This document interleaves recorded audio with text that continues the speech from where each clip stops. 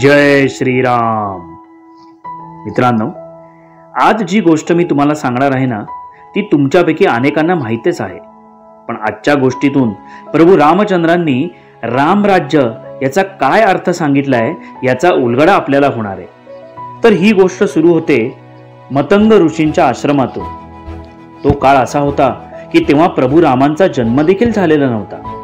मतंग ऋषी जेव्हा त्यांचा आश्रम सोडून हिमालयाकडे कूच करणार, तेवढ्यात 10 वर्षांची एक पोर धावत धावत ऋषीवर्यांकडे येते आणि म्हणते, ऋषीवर्य, मलाही तुमच्या बरोबर यायचंय, मला सोडून जाऊ नका. त्यावर ऋषी मतंग असं म्हणतात, बाळे, तुला इथेच राहावे लागेल.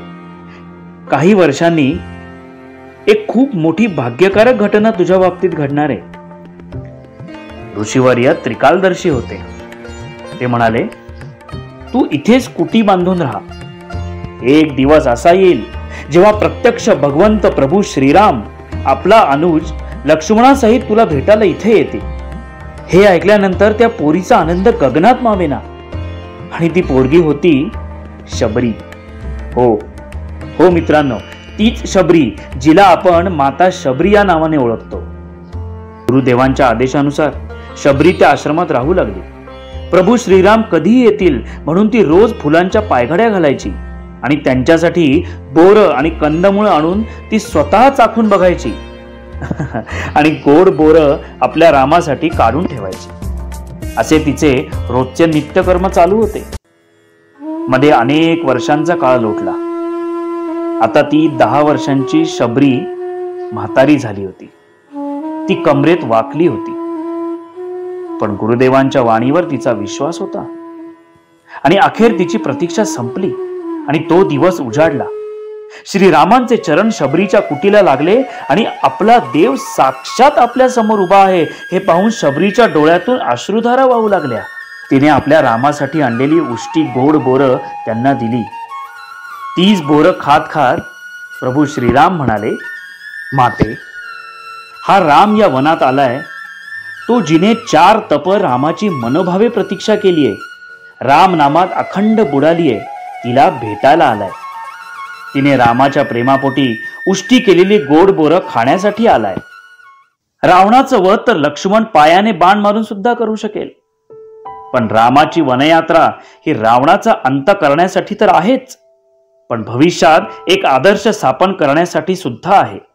राम राजमहाल सोडून बाहेर पडला तो विश्वाला संदेश देण्यासाठीच की मातेच्या सर्व इच्छा पुरी करणं म्हणजेच राम होणे आहे.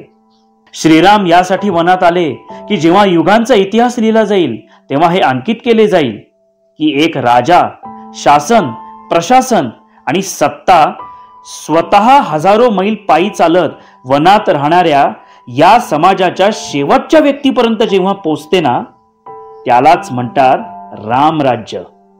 राम यासाठी बाहेर पडलाय की साऱ्या भारत खंडाला एक शिकवण मिळाली पाहिजे की सीतेसारख्या पवित्र स्त्रीचा अपमान केल्यावर दंड म्हणजे अहंकारी रावणाच्या पूर्ण साम्राज्याचा विध्वंस होय. श्रीराम बोलतच राहिले.